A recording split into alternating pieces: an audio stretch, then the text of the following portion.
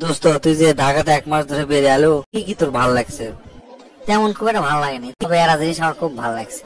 আমি 1 মাস থাকি, যেটি যেটি আমি টয়লেট করছি, ওই টয়লেটের দেওয়ালো যা যা লেখা আসলো লেখাগুলো দেখে আমার খুব ভালো লাগছে। মানে কি কি কি লেখা দেখছো?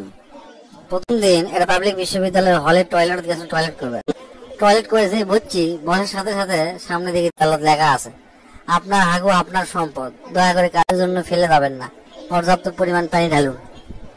তারপর আরেক বিশ্ববিদ্যালয়ের চারুকলা ডিপার্টমেন্টের টয়লেট গেছি, ঢুকতেই দেখি দরজার লেখা আছে, আপনার ত্যাগকৃত মত কোন শিল্পকর্ম লয় যে মানুষ দেখান লাগবে, তাই পর্যাপ্ত পরিমাণ পানি ঢালুন। তারপর তারপর তার আর কুটি কি দেখছো রে? ভালোই লাগিচ্ছে ক। তারপর আমি আরেক জায়গায় গেছি মোতার জন্য, মোতার ঢুকে দেখি ওটি লেখা আছে, ও হে মহাজ্ঞানী মতিয়ালয় পানি।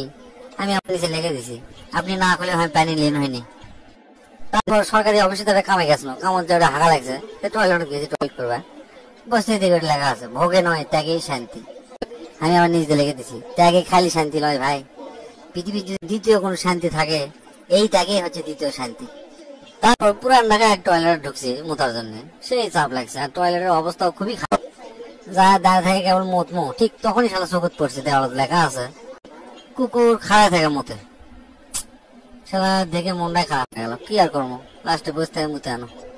তারপর গুলিস্তান আসে আর একটা পাবলিক টয়লেটে ঢুকছি, ঢুকে দেখি ওটি বসতে লেখা আছে, ডানে দেখুন।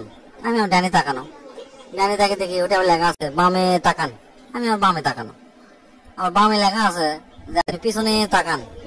তারপর পিছনে তাকানো, পিছনে তাকাচ্ছি, আর ওটি লেখা আছে, এই মিয়া বসে এত মুসরা মুসরি করেন কেন, সোজা হয়ে কাজ সারেন। শালা গাঁত এমন আগ ধরলো বুঝছো। আমি আবার নিজ দিয়ে লিখে দিছি, মুসরা মুসরি না করলে ঠিক মতো বাড়ায় না।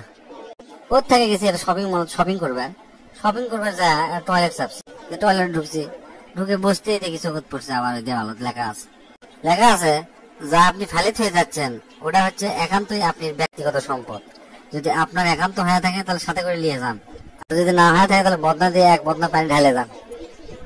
তারপর আমি আর ভার্সিটিতে গেছি, যা ওটি টয়লেট চাপছে, তো ওটি নতুন কমোড লাগাছে বুঝছো। তো ওটিতে মনে করে আদি বাঙালি কমোড তো ব্যবহার করা ছাত্ররা ঠিক মতো ব্যবহার করা পারে না। তো এখন ওই কর্তৃপক্ষ খেয়াল করছে যে কমোড ঠিক মতো বসতে পারে না ছাত্র, তো ওটি আবার লিখে দিছে ভিতরে যে আপনি যদি পা ঝুলিয়া বসিয়া আমার এই লেখাটা যদি ঠিক মতো পড়তে পারেন তাহলে বুঝবো আপনি ঠিকভাবে বসে আছেন। সবচেয়ে আমার ভালো লাগছে টয়লেটে ঢুকে ওটি লেখা আছে, বিয়ে করা আর টয়লেট করা একই। বিয়ে করার আগে ছেলেরা চিন্তা করে কখন বিয়ে করবো কখন বিয়ে করবো, বিয়ে করার পর চিন্তা করে হাই কি বিপদপন্ন, কখন এর থেকে বাড়াবো।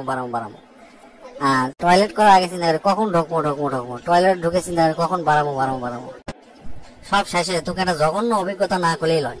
আমি এয়ারপোর্টে গেছি, আমার এক বন্ধু নেপাল যাবি, তাকে এয়ারপোর্টে প্লেনে তুলে দেওয়ার জন্য, প্লেনে তুলে দিয়ে আমি আসিচ্ছি।